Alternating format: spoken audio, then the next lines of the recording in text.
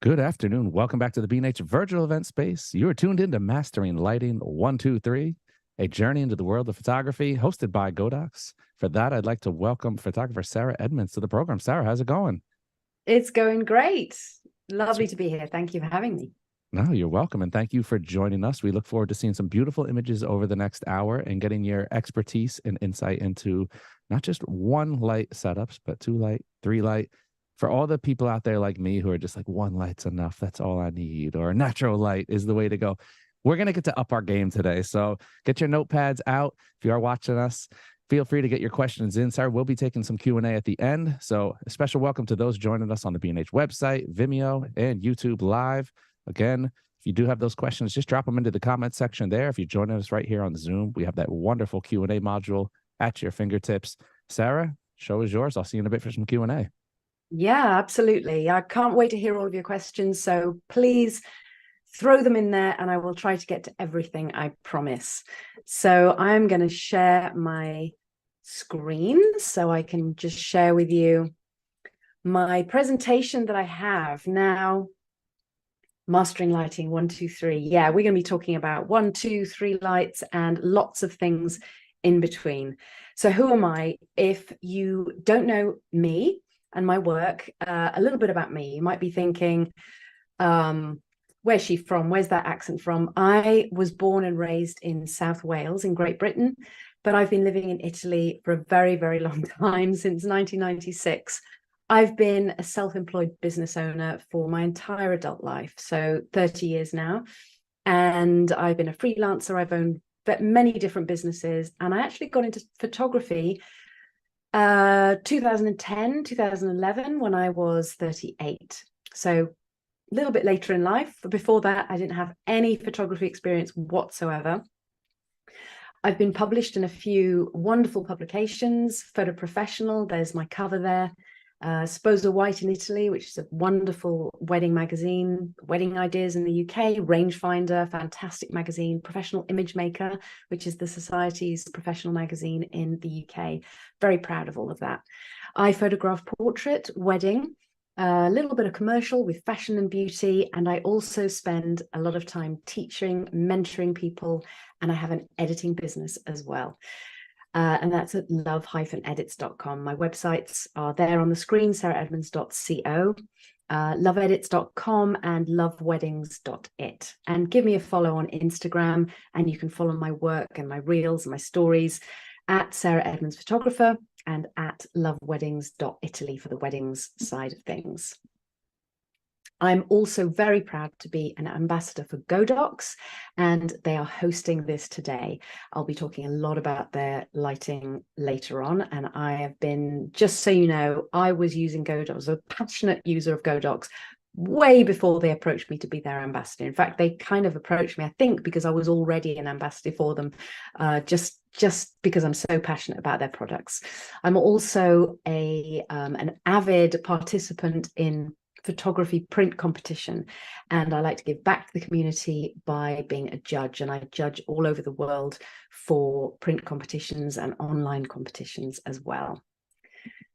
So these are some examples of the things that I shoot that you might have seen, and I've tried to cultivate a style over the years using light and natural light, and I try to bring that into my weddings as well. And that's this sort of work here that you can just see a sample of. Now, the question I get asked all the time is, how much of this is retouching? And the answer is sometimes it's nothing, and sometimes it's a lot, like this example here. This is a prime example of something a little bit more creative, but the lighting is the fundamental foundation of the building blocks of, then it's my canvas, really. It's my paint, it's my oils, and then I go and then I paint in Photoshop. But very often, for example, in weddings, I'm not using very much retouching at all, and I'm just doing a light Lightroom edit. I have a Facebook group called Love Edits, so go ahead and scan that screen and join my Facebook group, and there's lots of information about all of my editing and lighting in there as well. So everybody always wants to know what I'm shooting with, what I'm using to shoot. So let's get that out of the way and talk about the gear list. So I shoot Sony. I have two A7R3s, and on one camera, on one hip, I usually have my 70 to 200 2.8. That's a GM lens. And I'll probably have a 35mm or a 50mm on the other. And that's usually in the studio and out on location and at weddings as well. I also love to use an 85mm in the studio if I want to just have a little bit of extra shallow depth of field. My Godox lighting equipment. I do have a lot of equipment. So I want to tell you all of what I have, which is the AD100 Pro, the AD200 Pro, the 300 Pro, 600 Pro, and the 1200 Pro. I use an X Pro trigger, which is the one that I find to be the most intuitive and the easiest to deal with. And I have lots of modifiers as well. But I want to talk to you about what my favorites are, because that's another question I tend to get a lot as well. So these are my absolute favorites. And you might be surprised because I like to use small and light equipment. Sometimes you do need that extra kick of power, and we'll be talking about that later. But I love my AD300 Pro, which is the one on the left there. My 200s, which was it, that's what led me to the wonderful world of Godox, a very trusted and distinguished colleague of mine who knows a lot about lighting, tipped me off to the AD200s when they were released in 2017, and I never looked back. I cannot live without these lights in my bag. I have 3 of them and I love them. The AD100 Pro is the one on the right, and that's a little soda can sized light with quite a punch. It's more powerful than a speed light, and it's tiny and it's light, and it just fits in my handbag and I can take it anywhere. They're all battery operated. My lighting wedding kit, these are the lighting modifiers that are very quick to put up and take down. They're small, they're light, and those magnetized modifiers for the round head of the 200 and the 100. On the right, you can see there, they just pop on and off with the magnet. So it's quick, it's easy, it's light. That's what I love. In the studio, I love these. Classic softbox. I think I have the 120 centimeter, nothing too big. I love the lantern as well. It's got a 360 light that just goes all over the studio, and which bounces off the white walls in my studio. So I really like that as well. The big umbrella, I don't use a lot because it is quite big.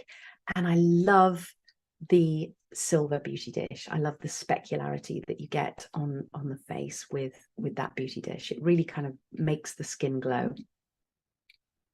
So why is lighting important? Why am I here to talk all about lighting? Well, because think about photography. The word photography, it means writing with light, okay? So mastering light means that you can bring your vision to life using your equipment, using your camera, but using the lighting equipment that you have at your disposal, or natural light as well, okay? All of the principles we're going to be talking about is, let's say, it really doesn't matter if it's natural light or artificial light or continuous light, flash strobe, whatever. You still need to understand how it works and how it can be controlled. If you fail to master it, and when I say master, I mean control, you will never truly be in charge of the images that you craft. You'll have great difficulty in bringing your visions to life because you'll be slave really to your circumstances, and that's what we want to fix with lighting. So some simple guidelines about what we're talking about today. Studio work. What we're trying to do is create a black box. And when I say that, I don't mean an actual black box, an actual dark studio. You don't have to have a closed off black studio. You create the black box with your camera settings, and then you allow exactly enough light in, whether it's the ambient light or the flashlight, in order to fall on the subject exactly where you want it. Okay, so you're no longer slave to the lights in the ceiling or the light coming in through the window.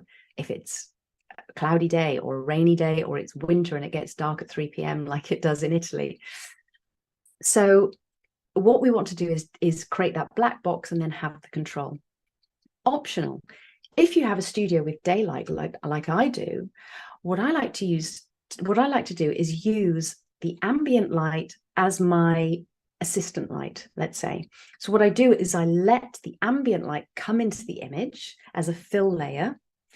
And that is, as I said, my second light. So instead of adding a second light as a fill light, I use the ambient light as my fill light, because daylight is fairly close to the color temperature of strobe light. Not exactly, and it depends on the time of day, etc., but it's pretty close. So that means that you can kind of combine the two, and that's what you do on location. So you let in more ambient light, and you do that by controlling your shutter speed, okay? Because if you're brand new to using strobe, then what you might not know is that it's the aperture, or your f-stop, which controls the strobe light, and it's the shutter speed which controls the ambient light, okay? And I'm talking about assuming that we're working within the sync speed of the camera. So shaping light, aka the mysterious light quality, okay? I've heard this phrase bandied around, it has a fabulous quality of light. What does that mean? Okay, if light is just photons, then how do we create this quality of light? How do we control this? How do we make magical light quality? Well, it's not just about power. In fact, you've seen my favorite lights are actually the smaller lights, the lighter lights. They're not the more powerful lights, although I do love the powerful lights for certain circumstances that we're going to see later on. What I like to teach my students when it comes to lighting are the 3 Ds, okay? So there's direction, diffusion, and distance. And with these 3 things, we can control light. Again, as I said, I'm leaving power aside for the moment. We're just talking about direction, diffusion, and distance. And why are these things important? Well, direction. Direction is what creates the way the shadows fall on the face or on the body or on the subject, on the architecture, whatever it is you're photographing. And it's the direction of light that provides the classic lighting patterns. You might have heard of butterfly lighting patterns, Rembrandt lighting patterns, split lighting, loop lighting. These are lighting patterns that the old master painters used on a regular basis. So this isn't a new thing that's just for photography. These are standard and very, very well-established artistic principles. And it's direction that provides those shadows and those shapes on the face. And we're going to look at some examples in a second. Something to remember that a lot of photographers forget, or they don't realize, is that it's essential in order for a picture to look harmonious, is that the light falls down and across the face. Because since we were born, we've been used to seeing faces being lit by natural light, and that means from the sun. So it doesn't matter, even if you're indoors, generally speaking, the light's placed up high, the windows are placed in a way so that the light falls down, the sun is up outside, so that even coming through the window, the light falls down and across. So if we see an image that has the light that's completely horizontal, for example, or worse, coming from below, it just looks wrong to us. And sometimes we don't know why. So if you're not a photographer, you just might think, I don't like that picture, or that looks weird. If you think about what happens if you shine a torch under your chin, we call that spooky Halloween lighting, right? Why is it frightening? It's because it's upside down. So that's something to remember, okay? Remembering that those nose shadows or those chin shadows need to be falling down and across. So I talked before about lighting patterns. So here are a couple of pictures of mine, and the one on the left, this is just to show you an example. I'm not going to go into huge detail because we've got a lot to cover, but butterfly lighting is on the left. That's when you generally have just a little shadow underneath the nose. And it's also called Hollywood or Paramount lighting because it was much beloved by Hollywood in the 1930s and 1920s and 1940s. It's very glamorous. And the one on the right, you can see, is a classic example of Rembrandt. And that's when you see that little triangle of light underneath one eye. And that's when the light is a little bit more at a 45-degree angle rather than being central, like on the one on the left, like the butterfly lighting. These are two of my favorites. Diffusion, what does this mean? Well, this is when we start to use modifiers like softboxes, grids to control the light. We might bounce the light, use reflectors. And some other quick principles is that the larger the light source, usually the softer the light is on the subject. The smaller the light source, the harder the shadow gradation. So if we think about the sun is huge, but it's so far away that in relation to the subject, it's tiny. It's a little tiny ball, very, very far away. So sunlight produces very harsh shadows, which can be a good thing or can be a bad thing, depends on your subject. Soft is not always better. Sometimes hard light looks incredibly glamorous. I think of Herb Ritts, and he used to love to shoot outside in the hard sunlight, creating these crisp, dark shadows, and then he would convert it to black and white, or shoot in black and white film. Probably he was shooting on film. Now, grids narrow the spread of light. Okay, sometimes people say to me, I don't understand why you would have a soft box to make the light soft and then you put a grid on it. Well, the grid isn't making the light harder, it's just controlling the spread of light so that it doesn't spray out everywhere. Feathering allows us to achieve very, very, very soft light, even with a relatively small light source or modifier. So here, this is a further control of the light. You might have, you think, oh, I've got a small soft box, therefore I can't have soft light. Not at all. You just bring it closer to the subject, meaning that it's larger in relation to the distance to the subject, and you feather it. So what's feathering? Well, here's a quick diagram that shows what I mean.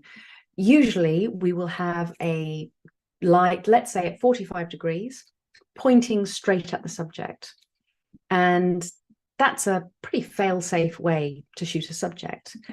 But what happens if we turn that light away from the subject and we shoot across the subject? What happens is that the edge of the light, or what we call the feather of the light, the very, very fine sort of spray, if you think of the light like being in a water coming out of a hose pipe. And if you press the hose pipe, you'll get a very concentrated jet in the middle, and then you'll get little bits of water spraying out on the sides. That's what feathering is. You turn the light away so that you can see the red arrow there is the main jet of light. And then the little fine spray on the side is just kissing the subject. Okay, so that's another way of controlling the light and creating magical light quality. Distance is a quick way to reduce the amount of power on a subject. So sometimes I'll be shooting a wedding and I'm really, really pressed for time. I just need to quickly lower the power of the light on the couple. I'll just move the light back a couple of feet. It doesn't really make any difference to the shadow gradation. It's just a couple of feet, but it just quickly reduces that power. You do have to remember, though, that the further away the light, you could have a huge softbox, but if it's in a huge studio on the other side of the room, it's not going to provide that soft light that you're looking for. Okay. So how many lights? Let's take a look at some images and see what happens if we have 1 light, 2 lights, 3 lights, or maybe no lights at all. So this is an example of 1 light. This is 1 light with the 1200 Pro, the AD 1200 Pro, which is super powerful. And I was able to, it's so powerful, I was able to shoot quite a way back, which gave me lots of room to maneuver. And I was using a ring flash. The ring flash is being held by my assistant at a 45 degrees, and we've got a really striking image, and it's far enough, it's far back enough, and it's directed at the model enough to light the background as well.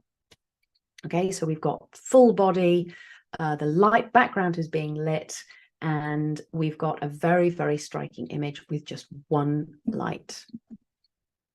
This is also 1 light. This is a beauty dish in an AD 600 Pro, and this is giving a very I'd say editorial magazine look. Again, just with one light. You don't need to have lots and lots of lights. It really depends on what you want to do. I've got lots and lots of examples of one light images.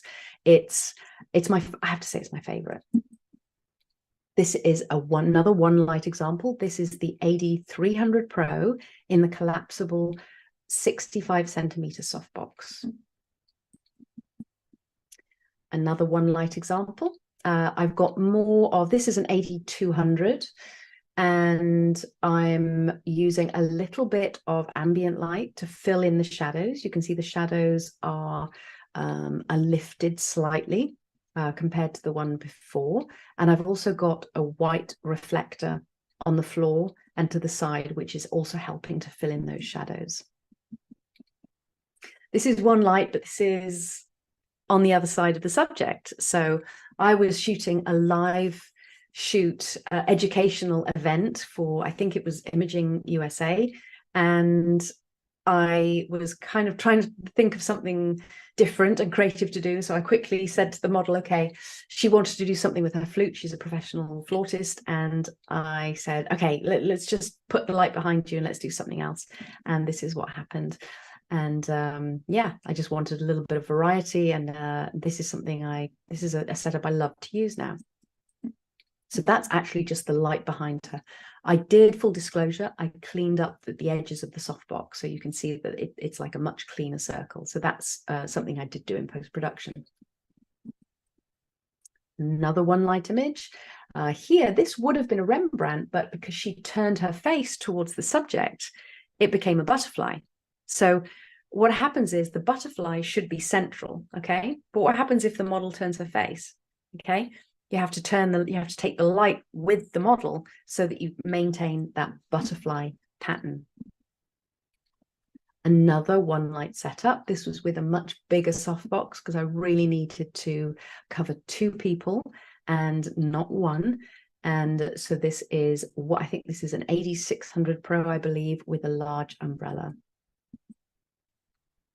This is the AD300 Pro with the small collapsible 65 centimeter softbox from memory. And you can see that in her catch lights, I've got a reflector providing the second light almost. So with the reflector it's a silver reflector, and you can really see that it's just bouncing up the light. So it's almost providing a clamshell. So a clamshell lighting situation is when you have a butterfly, but then you add a lower powered light underneath.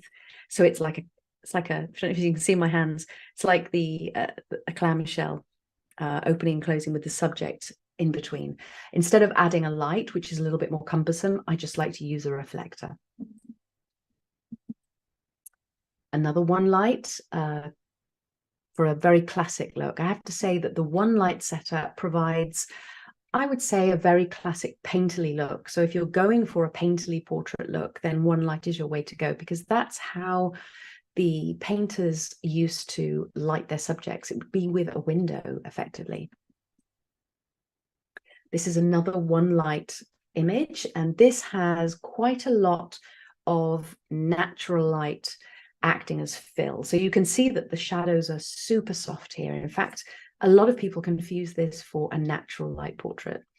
This is an AD200 Pro with a softbox, and I've just opened up my shutter speed, slowed down my shutter speed in order to allow more ambient light in and just reduce the contrast between the shadows and the highlights caused by the key light. This is another one light, but with a lot more contrast. So this is a light that's in a strip box. You can tell by the catch lights with that vertical line. So the strip box is enabling me to get a really powerful, high contrast Rembrandt light. So this was actually a test shot for a workshop that I was doing where I was teaching this particular lighting pattern. And the light is literally at a 90-degree angle to the camera. So I'm shooting here, the model's here, and the light was straight on to her at 90 degrees, sort of perpendicular to the camera. And that enabled me, I just got her to move her nose until I just got Rembrandt light just as I wanted it. This is another one light setup. I'm going to show the same background that's lit later on with an additional light, and you will see the difference. This is a background that is a picture that I took of a cloudy sky, and then I had it printed as my backdrop, and it's my favorite backdrop, but it completely changes when it's lit. So I'm going to show you later. Now, this is one light, but what I was trying to do here was replicate a very, very soft natural light effect. So this is actually a 100 Pro, an AD100 Pro, and I'm going to show you this is the effect I was going for. The one on the left is actually natural light. So this is the model is leaning against the window of my studio, which has a diffusion film on it, and I have white reflectors in front of her. But I was trying to create something a little bit similar, and I did that by doing this setup here. So I have the softbox right over her shoulder, above her head and behind her.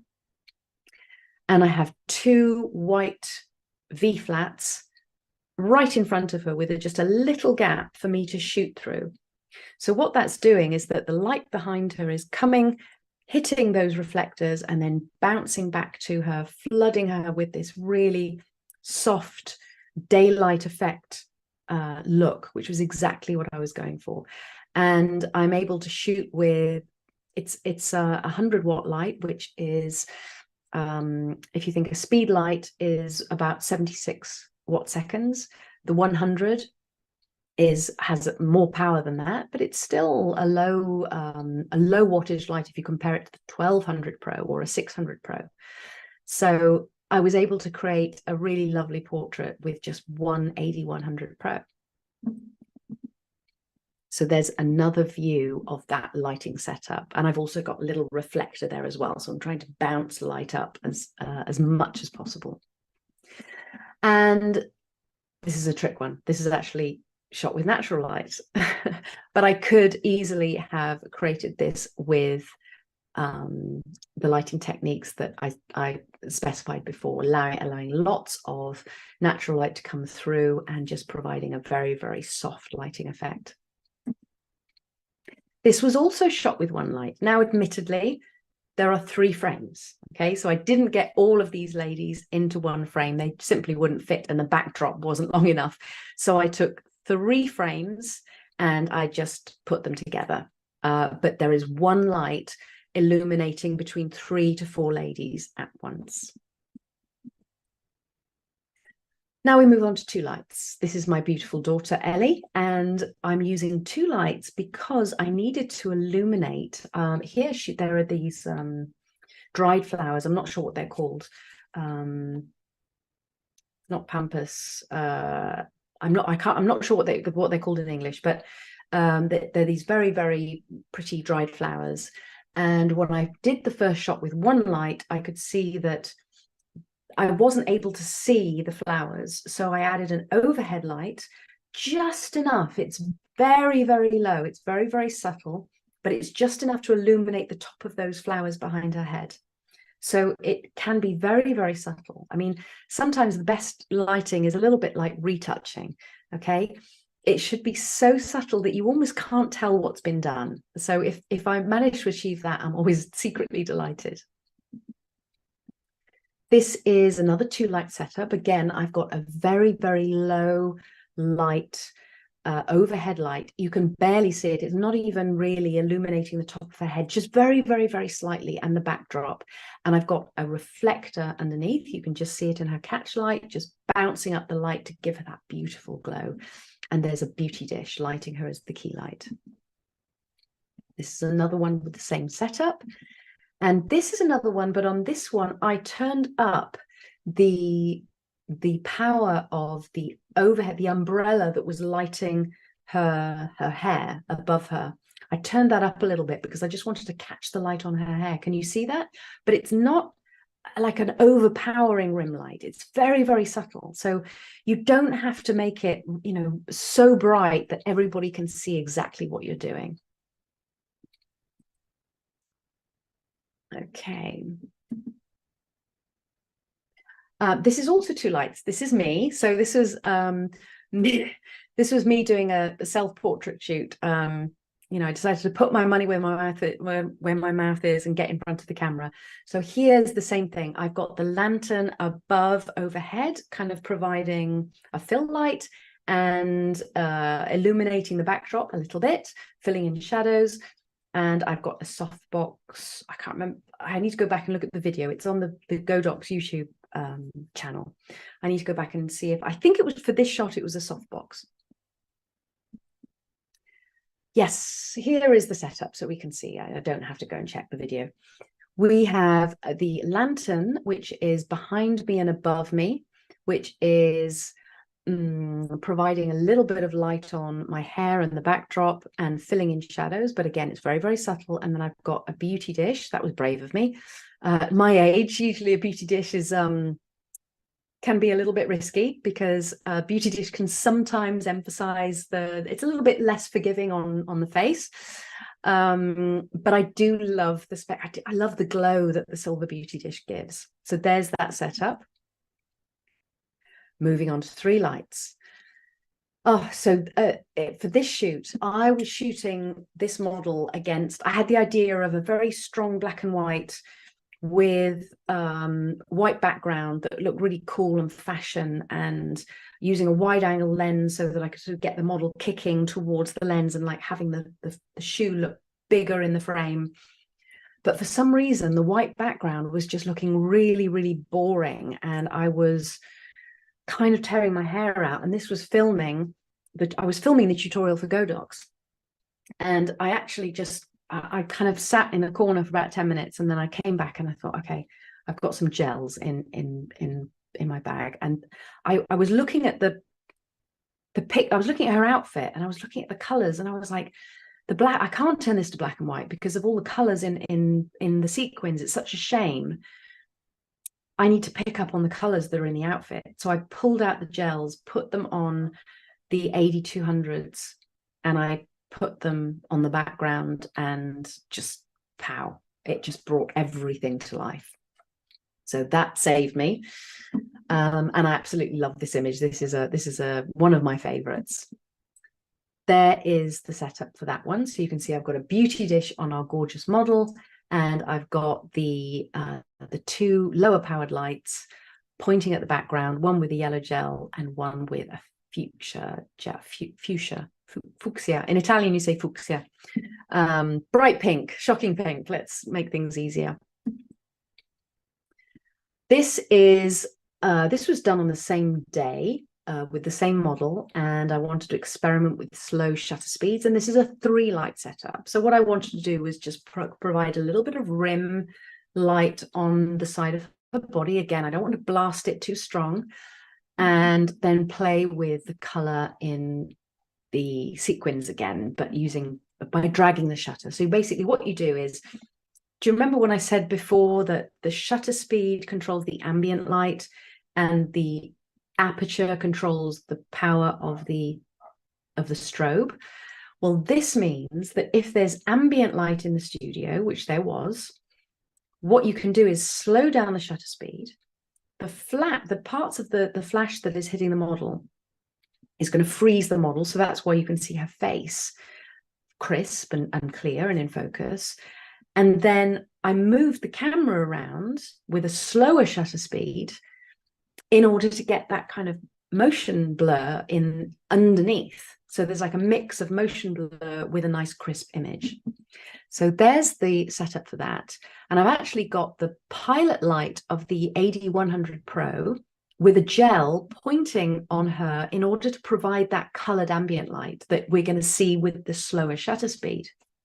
Okay, so I had a softbox on the model, 2 strip lights either side, not too bright. Okay, with rim lights, you don't want it blasting. You just want it very, very providing a 3-dimensionality. And there's another example of the same setup.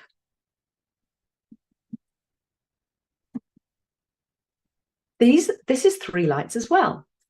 In this case, I've got the lights pointing at the backdrop, but without the gels.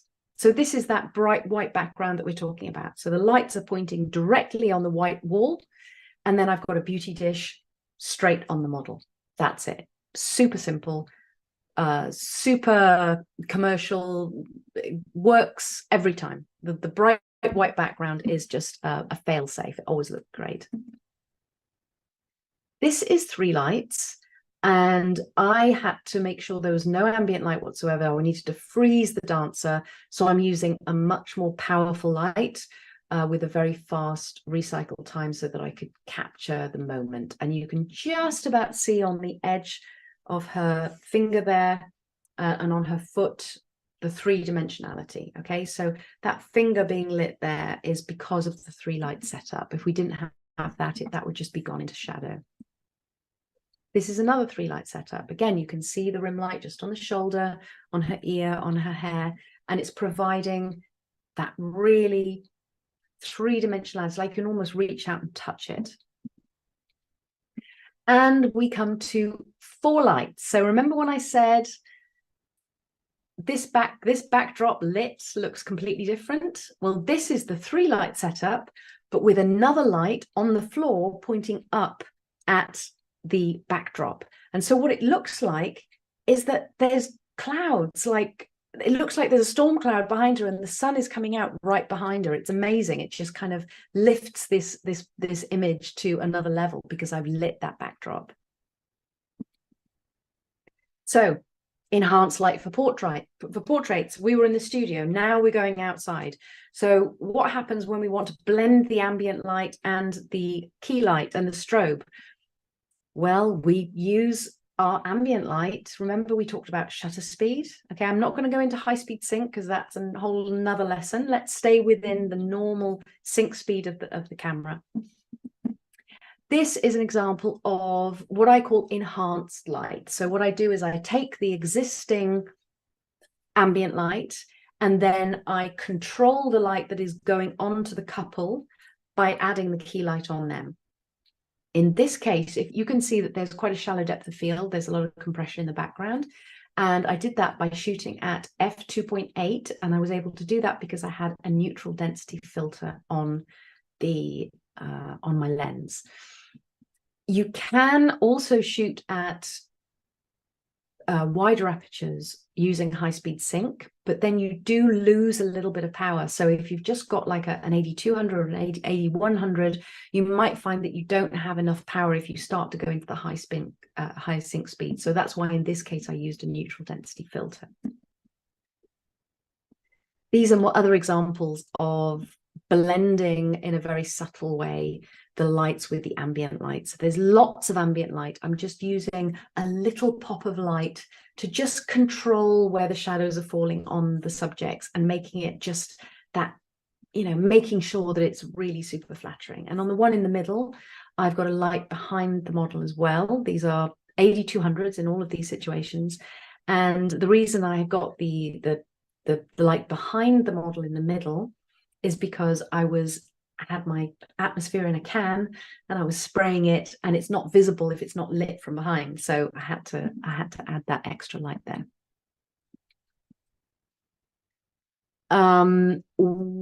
This is another example of one light blended. Here, my second light is actually the setting sun. So you can see that golden sun coming in from the sunset behind her and lighting up her face. And then we've got the beauty dish with the 8200 that is providing that light on the face and the body. Exactly the same situation here. The second light is the sun and the ambient is the fill, and then we've got the key light, which is just lighting her and making her pop on the background. This is shot at Lake Garda, by the way, which is where I live in Italy. This is an island in the middle of the lake. It's absolutely beautiful, and it's where I shoot a lot of weddings.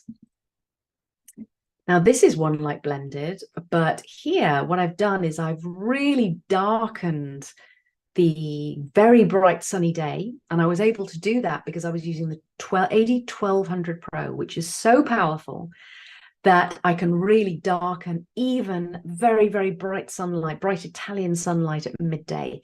So I was almost able to turn it to night. And that was because I just wanted to get loads of drama. I really wanted to kind of use the power of the AD1200 Pro. There's the same example as well. This is again with the AD 1200 Pro. I was shooting at, you can see that you can tell by the starburst that I'm shooting at probably f/16, I would imagine, something like that. I was really, really trying to push the light to the maximum to get maximum drama and really kind of take the AD 1200 Pro out for a spin and see what it could do. This is a real wedding. This is one of those situations where the bride said, you have to get this view. It wasn't just about the portrait of the bride anymore. It was all about getting the view. So I used I think this is a 400 watt light, and it's able to compete with the sun in the sky. Well, it's not overpowering the sun, it's balancing with the sun. So I'm able to darken down the horizon so that I can see those mountains, I can see the clouds in the sky, but at the same time, I can light my bride and make her look fabulous, and also make the landscape look fabulous. This is an example of just the ambient. So what happened when I've got a backlight, as in the sun, and I'm not using my lights? Well, this is what happened. And I love this picture. I love the silhouette, and the couple loved it, but I couldn't shoot the whole shoot all in silhouette.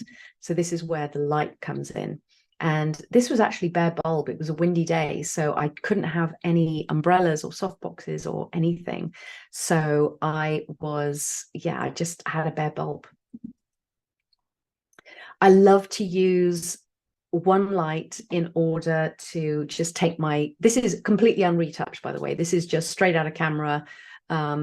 It just gives the group shots of a wedding just that special look, using a studio light. In this case, it's the AD 300 Pro with the 65 centimeter softbox. And some people say to me, how can you light the whole group with such a small modifier? Well, it's all about feathering. Remember I talked about feathering before?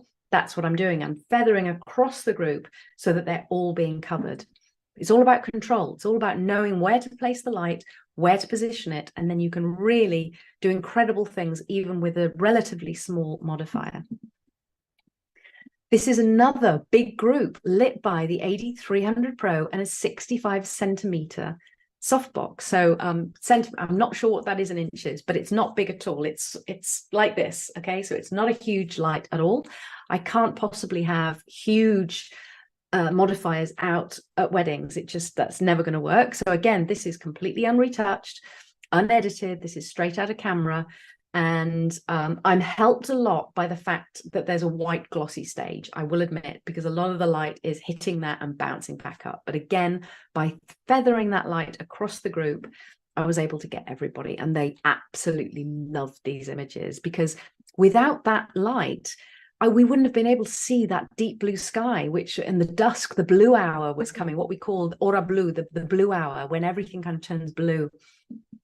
So the couple were, and their family were absolutely delighted with these images. Another way that we can, oh my God, take flash and control our light. If you shoot weddings, or if you want to shoot weddings, you're going to stumble across this situation, okay? That's me. You can just see me there in the corner. These were taken by my second shooter, who was also my husband, and he didn't have a flash trigger. We didn't have a flash trigger for him. He was just doing the ambient light, but I was doing the flash work. And so now you can see proper skin tones. These are actually printable images thanks to the off-camera flash that I was using, which was a 3-point setup. And here I'm going to show you how I lit this wedding. We've got ambient light. Obviously, you can see we've got the festoon lighting, which is gorgeous, but without the 3 lights here, placed exactly here, pointing in, high up, pointing down and in towards the middle, we would never have been able to capture this whole scene as we did, or capture this wonderful shot. If I just had on-camera flash here, we just would have had the bride lit and the bridesmaids, or the female bridal party. Well, not all female. There's actually some guys there trying to catch the bouquet, but they wouldn't have been lit either. So this is my fail-safe 3-point setup, as you saw it laid out there, that enables me to capture everything. And just before we wrap up, I just want to show you the power of being taught lighting techniques to raise your game. So this was a photographer who came to me asking, very successful photographer, who wanted to do fine art portraiture in the studio. And he said to me, how's this? Could we take this and with editing, can we turn this into a fine art style portrait? And I said, no, you need to get the lighting right first. So after about a month or two working with me, he was coming up with this sort of thing after studying the lighting patterns and me coming to his studio and showing him how to place his lights and how to work with lighting. Very, very important. Just a reminder before we wrap up, before we start the Q&A, join the Facebook group and I would love to hear from you and answer your questions.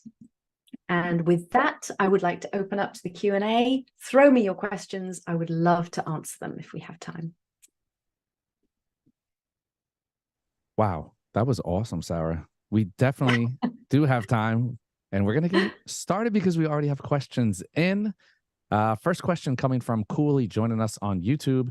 Is there a way to use the Fresnel head in a softbox rather than using the AB2 head because of modeling lights? Yes, of course. Yes, I do it all the time.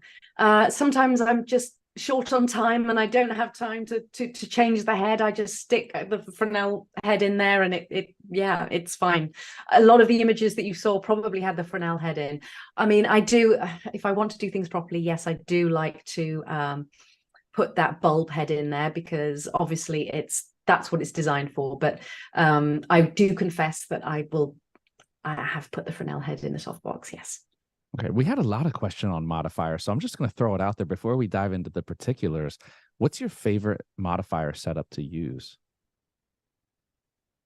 And it depends on what I'm shooting. It really does. Okay, if I have to choose one, then it would be a 120 meter softbox with a grid.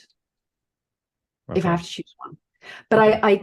It really depends on what I'm shooting. As I said, it depends on the age of the person. It depends on the look that I'm going for. Do I want it to be super soft? Do I want it to be specular? And when I say specular, I mean, do I want those sort of reflections on the highlights and on the nose, which really you need a beauty dish for? So it really depends. I gotta say, it's so refreshing to have somebody who's so comfortable talking about light across, pun not intended, across the spectrum.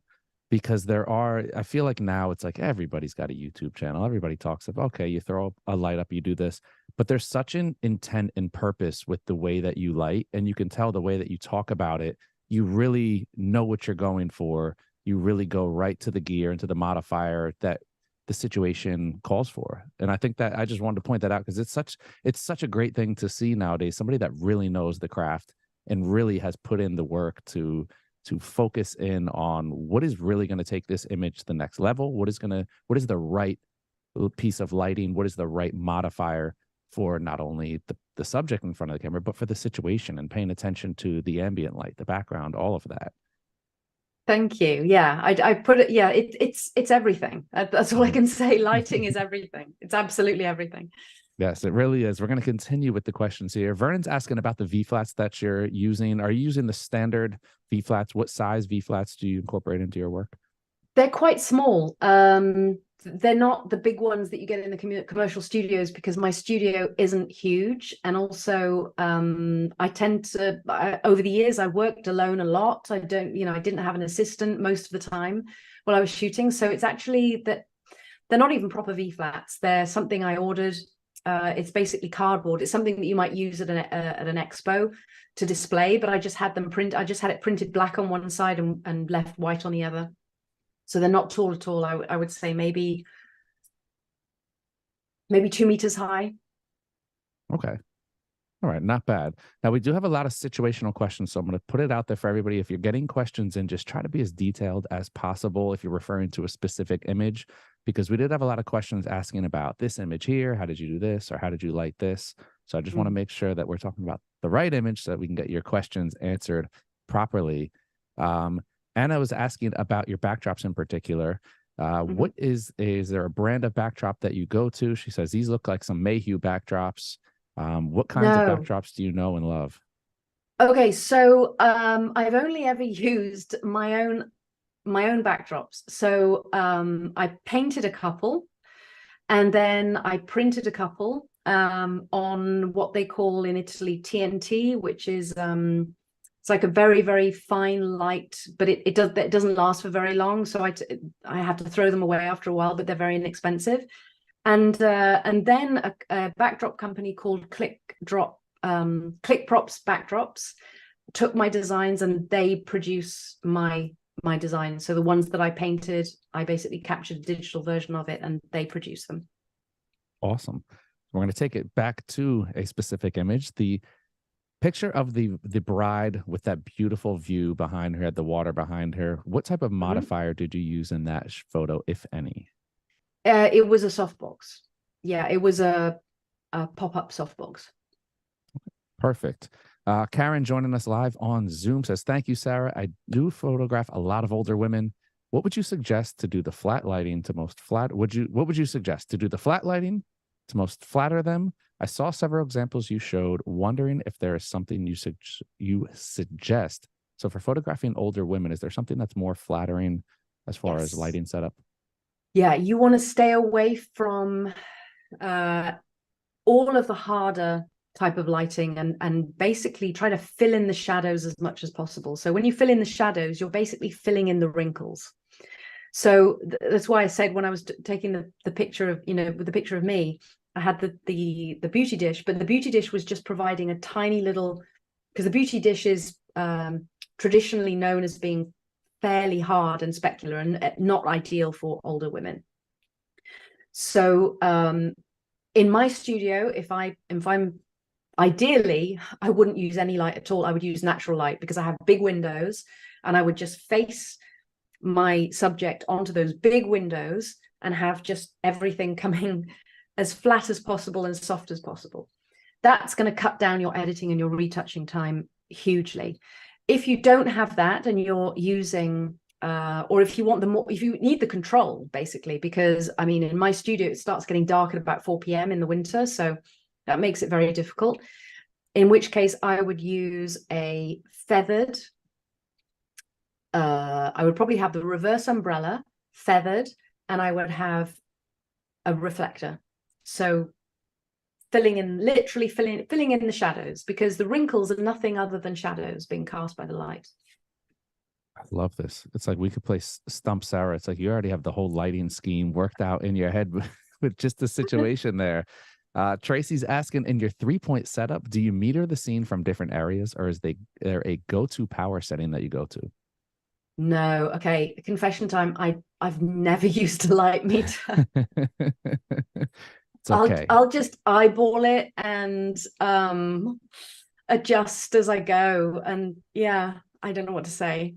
I feel like once you get to a certain point, it comes with experience. The power output. You're going to find that most of your setups are going to require generally the same settings. You're going to be in the ballpark. And as long as you can get in the ballpark, you can take a test image and see, okay, I might need to tweak this. Yeah. And then I would suggest doing one light at a time. So start with your backlights and then add your key light, or start with your key light and then add your back, do it separately so that you can see what's going on. But yeah, once you've got your setup, then that's it. You don't really have to change anything. It's the same with weddings. I kind of know what my lights are still on the settings from the previous wedding. So nothing really changes that much, unless you've got a huge room or a smaller room, then maybe a little bit. But I'll be completely honest. When I started using Flash, it took me years to get to grips with Flash, because I'm so bad. I actually have dyscalculia, which means that it's like being dyslexic with numbers. So when I saw the like 1/64 I freaked out, because I was like, I got to do maths. I can't do this. So I bought a speed light with a dial on the back, until I got comfortable just turning the light up or down with the dial. Now it's like I've got over my mental block, and I can deal with the fractions and working out all of the different I say that so that people who can't deal with technical stuff like that, I want to make you feel better and kind of say it's fine. You don't need to understand it. It's fine. Definitely. Jose, and speaking about number of lights, Jose's asking how many lights were used for the Facebook post image with the black dress. Facebook post image. The ballerina for the okay, that was good question. That was one light overhead shot through I was experimenting with using a scrim. I don't need this because I have the ambient light. Remember, I was talking about using ambient light in my studio, but I was trying to experiment for teaching purposes. So I had the 8200 shot through a softbox and then shot through a scrim to provide fill light. And then I had a key light, another 8200 in a 120 meter softbox with a grid lighting the ballerina as a key light. Camera left. Oops. And we had a lot of questions on the feathering of the group photo. So the group photo seemed to be a popular one. I think you have a lot of the viewers mystified with how you did that. So the basic gist of all the questions are, how are you piecing it together? How is the lighting scheme for each person? How many people are in each shot? How are you feathering the light? Where are you pointing the light towards? You have obviously women in white dresses, men in black suits. So are you handling it differently when you're lighting the men versus the women? No, exactly the same. And the rule is this: you want to be okay. If you can see me, right? You can see my hands. Yep. Okay. So if this is the softbox, I want to set it so that if you imagine the softbox is like this, the light continues out not in a hard line, because we talked about the feathering, right? But the light spreads out like this. So I point the light so that the end, this side, is reaching the end of the group. So it's kind of it's shooting across them. Okay. If that makes sense. Now, sometimes in that very long line, it's going to drop off towards the end a little bit. Which so it's like a diagonal. So one person's obviously you're getting the more powerful part of the light at one side of the group, and then the far end. But you're taking something that, instead of pointing it directly at like this, it's really angles and geometry at this point, where if you have a beam that, say, is a 10-degree beam right there, but you point it at an angle, you're going to get that spread, and you turn 10 degrees into 45 degrees, albeit exactly at the cost of a little bit less light reaching the further end than the short end. Yeah. So if I was pointing at the start of the group, then the beginning of the group would be overly lit, and the rest of the group wouldn't get it. But if you turn the light so that it's shooting across them and in front of them, they're all getting a little bit of light, and they don't need that much. They don't need that much because of the aperture that I'm shooting at, and because of the amount of ambient light. They really don't need that much. And if you shoot across them, then it kisses all of them rather than being focused on just one. So you have to remember, you don't have to point the light at, if the light is this big, that doesn't mean that it's only going to light one person. If you angle it and shoot across everybody, they're all going to get a little spray of light. Okay. I'm working this angle right here. Let's see if I can get my key light to trying to do it on the fly. All right. Hughes News, Views, and Reviews. I love that name. Joining us on YouTube. When balancing flash with daylight, do you use TTL or full manual? Sorry, can you say that again? I was going back into I wanted to be able to see you. So, okay, yes. We're not sharing the screen anymore, right? Nope, no shared screen right now, just us. Asking about balancing flash with daylight. Do you use TTL or full manual? Okay, so TTL I only ever use if I have a on flash camera. So if I have camera on flash, then I use TTL because the distance is constantly changing, and so therefore the power is gonna change. And TTL is really useful for that. So if I'm shooting a wedding, that's the only time I'll use on-camera flashes at a wedding. I'll have on-camera flash and 3 off-camera flashes. The off-camera flashes are manual because they stay static, but I'm moving around. I'm getting close. I'm moving far away, and so on camera is TTL, and it's firing the others. Other than that, in the studio or on location, it's always manual. Okay. So we had another question that was kind of similar there. Cooley's asking if you ever use the Godox flash on the camera as a trigger for the 8200s to light the dance floor. Would that be a situation that you were just talking about there? Yeah, exactly. So what I do is I have one on my 70 when on the camera with the 70 to 200. I don't have on camera flash because I'm usually at 100 to 200 millimeter focal length. So there's no point in having on camera flash. So I just have the X Pro trigger on that. On the 35 millimeter, I'm getting in there and I'm nice and close, and I've got the fill flash, but it's really low. It's like TTL -2 stops. Okay. Just Perfect. a tiny little bit of fill. Just a little pop. Okay. And our final question coming from Anna joining us on YouTube, asking about the lighting setup for the white background with the doves. So okay, so that was exactly the same as the one before it, but without the gel. Interesting. And probably I turned up the power a little bit because I just blasted light everywhere. I just wanted it to look heavenly, so I just whacked up the power. But it's exactly the same. The lights are just pointing at the background. That's all. Awesome. See, that wasn't too bad. Look, we couldn't stump you. Totally prepared for everything that comes. Look, this is how you can tell a wonderful professional photographer. All they are is really just a great problem solver. No matter what is thrown your way, that's really it, right? You go into a setting, you have to know how to get the best possible image out of it. Do you do a lot of pre-preparation when you are shooting weddings? If it's a new venue, what is your no. Okay. Yeah. I'm really looking for, so I don't always use lighting for portraits. What I'm doing is I will look for the light that is flattering to the couple. So I will look for, I will only pull out the light if I need to capture, let's say, a big venue and the couple need to be in front and the lighting is terrible for them. I'm forced into placing them where they are because I need to capture the venue behind them. In that case, I'll pull out the light so that I can control the light on their face.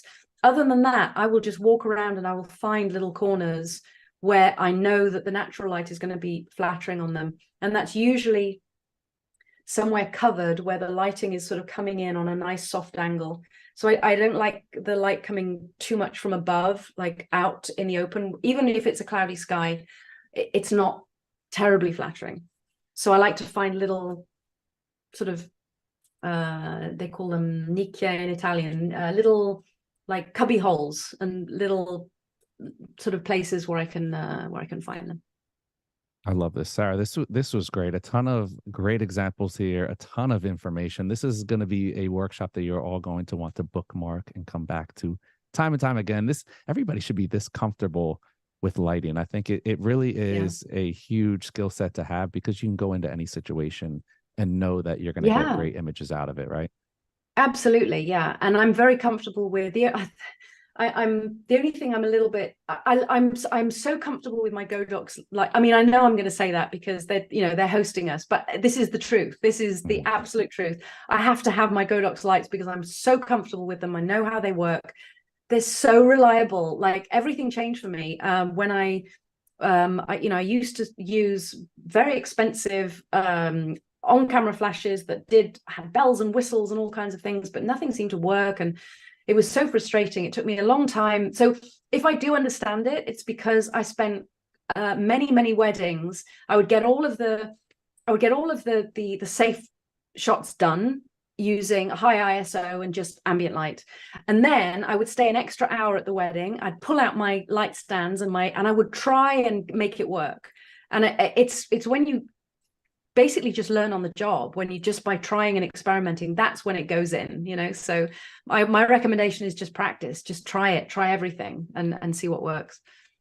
Perfect. Well, wonderful advice across the board. I want to thank you, Sarah. I can't thank you enough. I know it's evening there and you're getting ready to wind down for the day, so I want to thank you for joining us. 10 p.m. now. It's past my bedtime. Oh wow, it's past my bedtime over there. So we're gonna let you go, but a huge thank you again to you for sharing your expertise with us, and to Godox for hosting today's event, and to all of our viewers out there, thank you for getting your questions in. We love when you guys are interactive with us.